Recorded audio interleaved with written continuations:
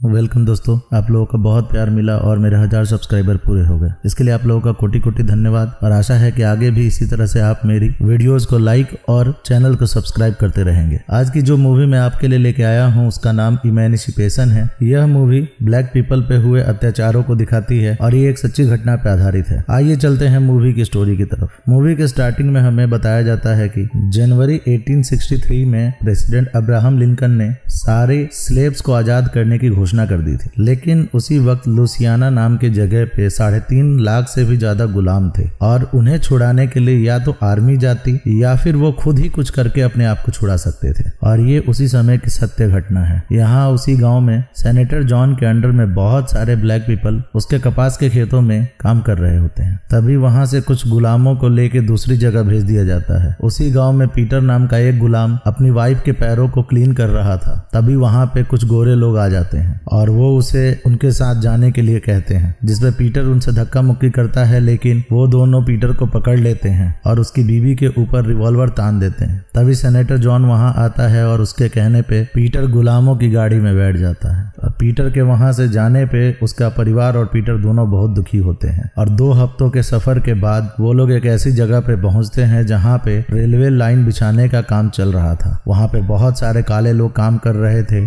उन पे तरह तरह के अत्याचार किए जा रहे थे। बहुत सारे काले लोगों की मौत भी हो चुकी थी। पीटर ये सब देखता है और अपने काम में लग जाता है। कुछ दिनों बाद पीटर देखता है कि एक गार्ड एक स्लेव को बहुत बुरी तरीके से मार रहा था। पीटर वहां जाकर उस स्लेव को बचा लेता है, जिससे गुस्सा होकर वो गार्ड पीटर के ऊपर रिवॉल्वर तान देता है। तभी फैस वहां का सुप्रीम लीडर आता है और गार्ड को रोक देता है, जिससे पीटर की जान बच जाती है। पीटर अपने काम में लग जाता है तो सारे स्लेव उसे बताते हैं कि फैसल बहुत ही क्रूर व्यक्ति है और वो बाकी स्लेव्स को बहुत सारी यातनाएं देता है और कभी कभी वो अपने स्लेव्स के चेहरे पे गुलामी का मुहर भी लगा देता है। रात को बहुत सारे वर्कर थक के चूर हो चुके थे, उनसे उठा बैठा भी नहीं जा रहा था। पीटर उन सबसे बात करने की कोशिश करता है और उनके परिवार के बारे में जानना चाहता है। सब कहते हैं उनका परिवार तो है, लेकिन अब वो अपने परिवार के पास वापस जाने की उम्मीद खो चुके हैं। तो इस पे पीटर कहता है कि उसे गॉड पे बहुत भरोसा है। बाकी लोग कहते हैं कि हमारा तो गॉड के ऊपर से भरोसा उठ चुका है। पीटर कहता है कि गॉड भी यही चाहते हैं कि हम ही कुछ करें, वो बचाने हमें नहीं आएंगे। हम कुछ करेंगे तो हमारी मदद जरूर करेंगे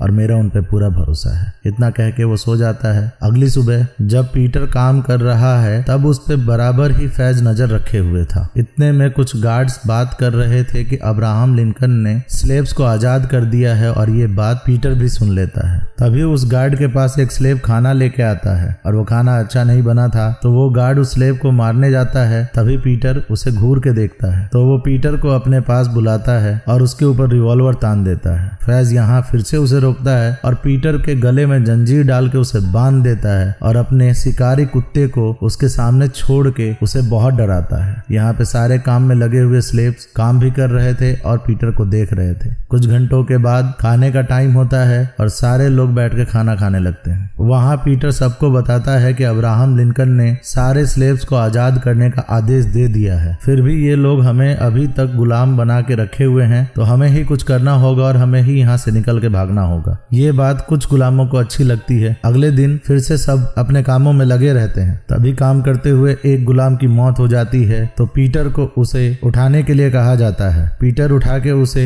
मरे हुए लोगों के गड्ढे में डाल देता है। तो गार्ड कहता है इसके ऊपर मिट्टी भी डाल दो। जैसे ही वो मिट्टी डालने जाता है वो देखता है कि वो गार्ड उस पर रिवॉल्वर ताने हुए है और वो उसे मार देगा। मौका पाते ही वो दोनों गार्डों को पीट के निकल जाता है और एक चाकू उठाता है और जंगल के अंदर भाग जाता है। ये देख के बाकी सारे गुलाम भी भागना शुरू कर देते हैं। फैस बहुत सारे गुलामों को अपनी बंदूकों का शिकार बना देता है। इसके बाद वो अपने 2 गार्ड्स को लेके उन गुलामों के पीछे भागता है और वो अपने शिकारी कुत्तों को भी खुला छोड़ देता है ताकि वो सूंघते सूंघते उन्हें पकड़ ले। यहाँ पीटर के साथ भी कुछ और स्लेव्स थे। उन्हें अब गार्ड्स के घोड़ों की आवाज आने लगती है तो वो लोग तेजी से आगे की तरफ भागते हैं। उन्हें एक तालाब मिलता है जिसके अंदर काफी मगरमच्छ थे, जिनमें बाकी सारे स्लेव्स तो वो तालाब पार करने के लिए हामी भर देते हैं, लेकिन एक स्लेव पीछे रुक जाता है। इधर पीटर बाकी स्लेव्स के साथ तालाब पार करके दूसरी तरफ निकलता है। वैसे ही एक शिकारी कुत्ता आता है और उस स्लेव पे हमला कर देता है। इतने में फैस वहां पहुंच जाता है और वो अपने कुत्ते को रोकता है और उस गार्ड को भाग जाने के लिए कहता है। जैसे ही वो आधे तालाब में घुसता है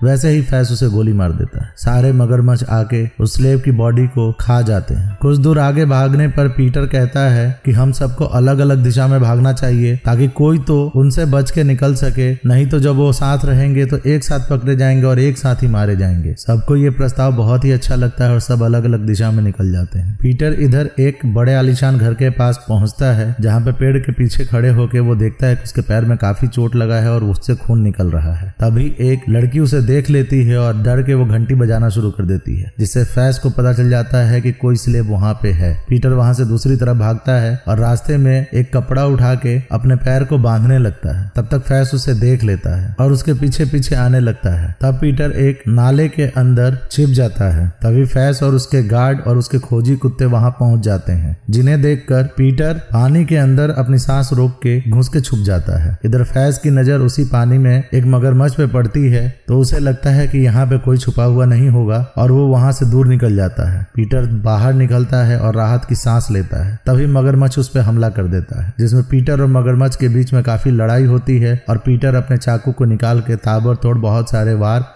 मगरमच्छ के ऊपर कर देता है और मगरमच्छ वहीं मारा जाता है। इधर पीटर बाहर निकल के अपने शरीर को देखता है तो उसके शरीर में काफी जगह चोट लगे हुए थे। मगरमच्छ ने उस पे बहुत तगड़ा हमला किया था। थोड़ी देर बाद जब फैज वहीं से गुजरता है तो उसे वही मगरमच्छ मरा हुआ मिलता है। उसी मगरमच्छ को रात को पका के खाते हैं। अगली सुबह पीटर एक गंदे जगह पे से कीचड़ उठा के अपने शरीर पे लगाता है ताकि कुत्तों को उसकी गंध ना आए, और वो दिन भर चलता है। चलते चलते रात हो जाती है। तभी उसे एक झोपड़ी दिखती है। उस झोपड़ी में जाके वो पानी पीता है और वहाँ पे रखे हुए कोयले में आग लगाता है और चाकू गरम करके अपने घावों को जलाता है ताकि उसके घाव जल्दी से ठीक हो सके। तभी उसकी नजर एक मधुमक्खी के छत्तों पे पड़ती है। वो आग का धुआं फैला के मधुमक्खियों को उड़ा के शहद निकालता है और खाने लगता है। उस धुएं को इधर फैज भी देख लेता है और उसे अंदाजा लग जाता है कि वहाँ कोई स्लेव है। वह उस धुएं की तरफ जाने लगता है। इधर पीटर को एक छोटी सी बोट मिलती है, लेकिन उसमें एक सांप था। वो उस सांप को निकाल के भगाता है। उसके बाद वो उस बोट में बैठता है और बाकी बचे हुए शहद को अपने घाव के ऊपर लगा के उस बोट से वहां से निकल जाता है। इधर हमें पीटर की वाइफ को दिखाया जाता है, जहां पे एक गोरा आदमी कहता है कि उन्हें किसी और जगह बहुत सारे स्लेव्स की जरूरत है और वो उसे लेने कल आएगा। अगर वो जाने के लिए तैयार नहीं होती है तो वो उसकी बेटी को लेके जाएगा, जिसपे डॉडी तैयार हो जाती है। इधर फैज जब झोपड़ी के पास पहुंचता है तो वहां की चीजों को देख के उसे समझ में आ जाता है कि यहाँ पे कोई ना कोई स्लेव था और वो पानी के रास्ते आगे बढ़ा है। इधर पीटर पानी के रास्ते आगे बढ़ता है और वो धीरे धीरे करके सारे शहद को खा जाता है और वो जंगल के किनारे पहुंच के बोट को छोड़ देता है और पैदल ही आगे निकल जाता है। इधर फैज भी उस नदी के किनारे किनारे जंगल में आगे बढ़ता है और एक जगह पे जाके उसे वो बोट दिख जाती है। फैज समझ जाता है कि वो नजदीक में ही होगा। इधर पीटर को एक चैड नाम का गुलाम मिलता है जिसके हाथ में रिवॉल्वर होता है। उसे लगता है कि पीटर फैज को लेके इधर आया है, जिसमें पीटर उसे बताता है कि वो किसी को लेके नहीं आया और उसे ये भी बताता है कि अगर वो अपने शरीर पे कीचड़ लगा लेगा तो कुत्तों को उसकी गंध नहीं आएगी, जिसपे चैड भी यही काम करता है और दोनों साथ में आगे की तरफ निकलते हैं। तभी उन्हें कुत्तों की आवाज आने लगती है तो डर के मारे पीटर एक पेड़ के अंदर छुप जाता है और चैड पेड़ के ऊपर चढ़ जाता है। तभी वहां पे खोजी कुत्ते आ जाते हैं और उस पेड़ को देख के भौंकने लगते हैं, जिससे फैज के गार्ड को पता चल जाता है। तो वो चैड को नीचे उतरने के लिए बोलते हैं तो चैड बोलता है कि मैं आजाद हूँ। तभी फैज दूर से निशाना लगा के उसे गोली मार देता है और नीचे गिरने के बाद वो उसकी गर्दन काट देता है। अंदर बैठा पीटर ये सब कुछ देख रहा होता है और उसे बहुत दुख होता है। ये सब कुछ करने के बाद फैज और उसके गार्ड्स वहां से निकल जाते हैं। थोड़ी देर बाद वहां बारिश होने लगती है और पीटर बाहर निकलता है। चैड को देख के वो बहुत दुखी होता है। इधर डॉडी अपनी बेटी को बता रही होती है कि कल वो लोग आएंगे और मुझे जबरदस्ती यहाँ से लेके चले जाएंगे। अब तुम्हारे पास ना तुम्हारे माँ रहेगी ना तुम्हारे पिता रहेंगे। वो अपनी बेटी को एक प्लान बताती है और उस पर अमल करने के लिए कहती है, जिसको अमल करने के लिए दोनों कपास की फैक्ट्री में जाते हैं और वहां चलती मशीन के अंदर डॉडी अपना हाथ डाल देती है, जिससे उसका हाथ वहीं पे टूट के उखड़ जाता है। यानी अब वो लोग बिना हाथ वाले गुलाम को लेके नहीं जा सकते हैं। इधर पीटर रात को जंगल से भागता हुआ जा रहा होता है, तभी उसके सामने एक जलता हुआ घोड़ा भागता हुआ निकलता है। वो थोड़ा आगे बढ़ता है तो देखता है कि एक घर में आग लगा हुआ है। वो अंदर जाता है और वहां पे डाइनिंग टेबल के ऊपर उसे बहुत सारा खाना दिखता है। वो खाना खाने लगता है, पानी पीता है। तभी वो अंदर जाता है तो उसे एक काली स्लेव लड़की मरने की हालत में मिलती है। वो उसे उठा के बाहर लेके आता है और उसे कहता है कि वो उसे बचा लेगा। अब इस घर को देख के ऐसा लगता है कि इस पे स्लेव लोगों लोगों ने हमला कर दिया होगा और यहाँ के लोगों को मार के इस घर को आग लगा दिया गया होगा। अब जब वो उस लड़की को बचा के लेके जाने के लिए कहता है तो वो लड़की अपना एक लॉकेट उसे देती है। तभी पीछे फैज के गार्ड आ जाते हैं। तब पीटर उसे कहता है कि मैं तुम लोगों के साथ चलने के लिए तैयार हूँ, लेकिन तुम्हें इस लड़की को बचाना होगा, जिसपे वो हंसते हैं और तब तक वो लड़की मारी जाती है। पीटर गुस्से में आता है और वो उस गार्ड को पकड़ के पीटने लगता है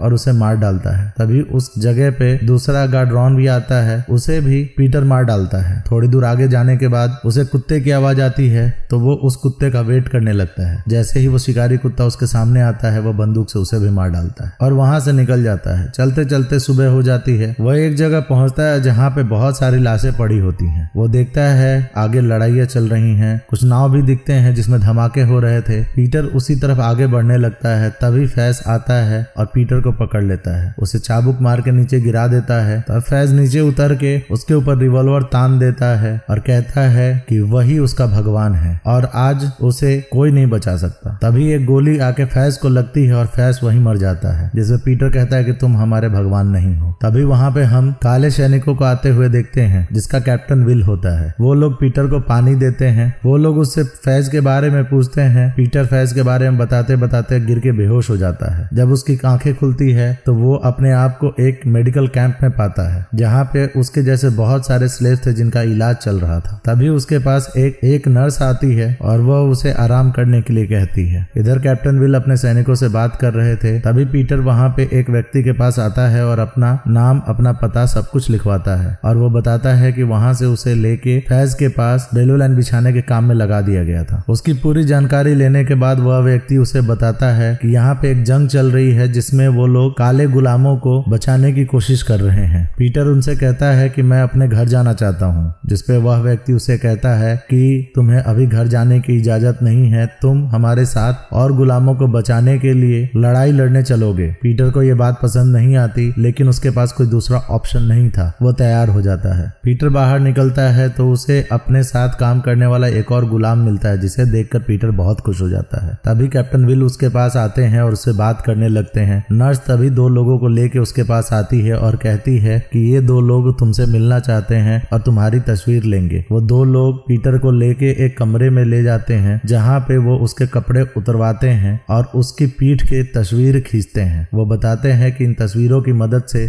वो दुनिया को दिखाएंगे काले लोगों पे क्या अत्याचार हो रहा था। यहाँ पे हम पीटर की पीठ को देखते हैं। पीटर की पीठ पे इतने सारे निशान थे, देख के दिल दहल जाता है कि उसके साथ कितना अत्याचार हुआ होगा। अगले दिन पीटर सैनिकों के कपड़े पहन के कैप्टन विल से मिलता है तो कैप्टन विल उसे ले जाके एक बड़े ऑफिसर के पास पहुंचते हैं, जहाँ पे आगे की प्लानिंग चल रही होती है। तब पीटर वहां बताता है कि वो रेलवे लाइन बिछाने का काम किया करता था। तो वो ऑफिसर उससे पूछता है कि क्या वहां पे तोप थी। पीटर इस पे मना कर देता है। तब वो आदमी बताता है कि तोप होने की वजह से वो लोग जंग हार सकते हैं। वो ऑफिसर पीटर से पूछता है कि क्या वो लड़ सकता है, जिसपे पीटर बताता है कि वो बिल्कुल लड़ सकता है। इतना अत्याचार सहने के बाद उसकी जान बची है तो वो अपने जैसे लोगों की जानें बचाएगा। अगले दिन कैप्टन विल पूरी सेना की टुकड़ी लेके आगे निकल जाते हैं। दुश्मनों के इलाके में आने के बाद विल उनको समझाता है और सैनिकों के साथ लड़ने के लिए आगे बढ़ जाता है। तभी उन पे तोप से हमला होता है। यहाँ पीटर की बात गलत साबित हो जाती है, लेकिन वो सारे सैनिक बहादुरी से लड़ते हैं। तभी एक तोप का गोला आके वहां गिरता है, जिसके झटके से पीटर